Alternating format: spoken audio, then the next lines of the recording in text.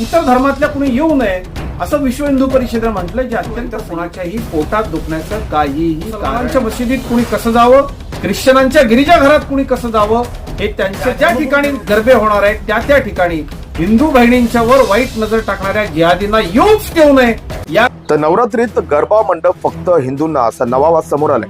विश्व हिंदू परिषद आणि बजरंग दलाच्या नवीन नियमांमुळे उत्सवाच्या आनंदात वादाची ठिणगी पडली आहे. या निर्णयाचा परिणाम काय होईल आणि समाजात किती तणाव निर्माण होईल असे प्रश्न सध्या समोर उभे राहिले.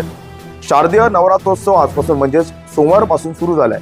विश्व हिंदू परिषद आणि बजरंग दलाने गरबा मंडपात फक्त हिंदूंना प्रवेश देण्याची भूमिका घेतली आहे. आयोजकांनी प्रवेशार्थींचे आधार कार्ड तपासावे, प्रत्येकाच्या मस्तकावर टिळा लावावा, देवीची पूजा करूनच प्रवेश मिळावा, तसेच मंडपात वराह देवतेचा फोटो लावावा असे नियम त्यांनी जाहीर केलेत. कार्यक्रमात कोणतीही अश्लील किंवा असभ्य गाणी वाजवू नयेत आणि बगर हिंदूंना प्रवेश देऊ नये यासाठी संघटना मंडळांना संपर्क साधतील आणि स्थितीवर नियंत्रण ठेवतील असे सांगण्यात आले. या भूमिकेवर भाजपचे सहमुख्य प्रवक्ता अजित चव्हाण म्हणाले, गरब्याच्या ठिकाणी अन्य धर्मियांना मज्जाव करणे अत्यंत योग्य आहे. जर जिहादी मानसिकतेचे लोक आमच्या उत्सवात लव जिहाद सारखे प्रकार करत असतील तर VHPची भूमिका आवश्यक आहे. धर्माच्या नावावर राजकारण करणाऱ्यांना हिंदू समाज माफ करणार नाही. विश्व हिंदू परिषद आणि बजरंग दलाने घेतलेले निर्णय नवरात्रीच्या उत्सवात वाद आणि तणाव निर्माण करू शकतात. दरम्यान अजित चव्हाण यांनी काय म्हटलंय पाहूयात. त्या आया बहिणी, आमच्या मुली जगदंबेच्या आराधनेकरता गरब्याचा फेर धरतील आणि तिथं इतर धर्मातल्या कुणी येऊ नये असं विश्व हिंदू परिषदेनं म्हटलं, जे अत्यंत संयुक्तिक आहे.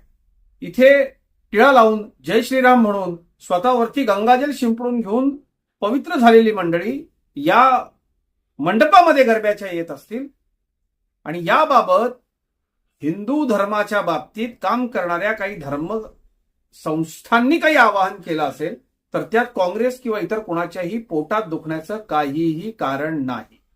हा आमचा धार्मिक विषय आहे. या ठिकाणी आमच्या जगदंबेच्या आराधनेला जमलेल्या आमच्या आया बहिणींचं वाईट प्रवृत्तींपासून रक्षण करण्याची जबाबदारी आमची आहे.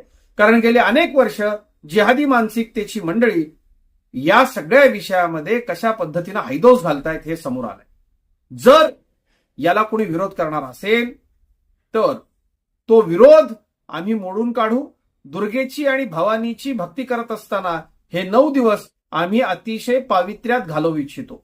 मुसलमानांच्या मशिदीत कुणी कसं जावं, ख्रिश्चनांच्या गिरिजाघरात कुणी कसं जावं हे त्यांचे धर्मगुरू ठरवतात, त्यांचे धार्मिक नेते ठरवतात. तसाच तो हिंदूंनाही अधिकार आहे. मात्र राजकीय सुनता झालेल्या काही काँग्रेसींना जिहादी लोकांचा पुळका आला